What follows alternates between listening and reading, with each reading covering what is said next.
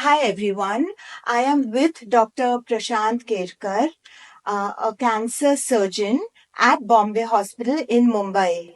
And I would love to get insights from you, doctor, on uh, liver cancer.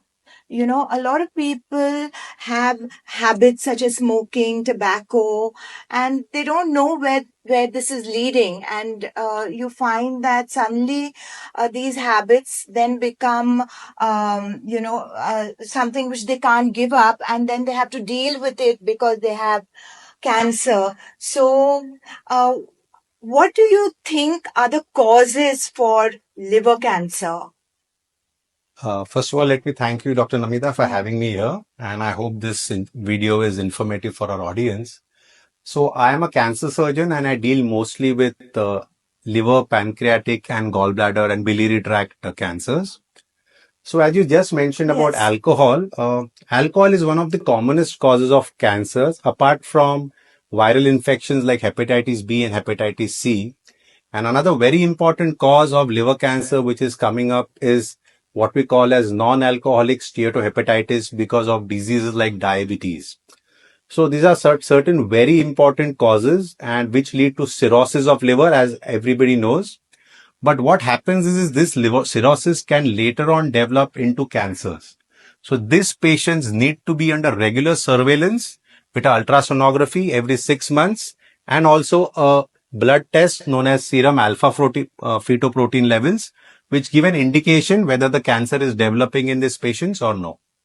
So, for someone who probably is in the habit of regularly consuming alcohol and taking tobacco, would you say that they should get their checkups done as well as reduce their addictions if they have any? Well, in an ideal world, Dr. Namita, it is the best that people give up alcohol, but as we know, it will not happen.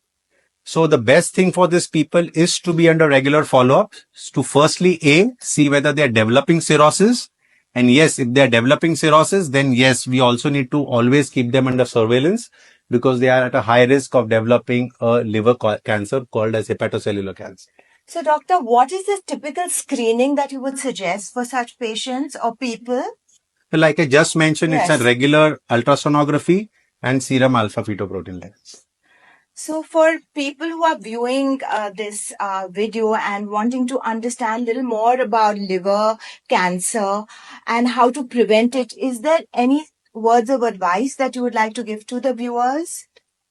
Well, unfortunately, Dr. Namita, we cannot prevent a liver cancer, but yes, what we can definitely do is pick up early. And this surveillance will help us pick up cancers at an early stage so that we can give them curative surgeries or curative treatments. So thank you so much, doctor. I think one needs to get into screening and understanding quickly. And what is really nice to know is that there are specialists like you. And today the world is moving to specialists. So it is so important to have your healthcare provider and maintain contact so that he can guide you further what to do. Thank you so much for this interaction, doctor. Thank you so much, Dr. Namita. It was a pleasure to be here. Thank you.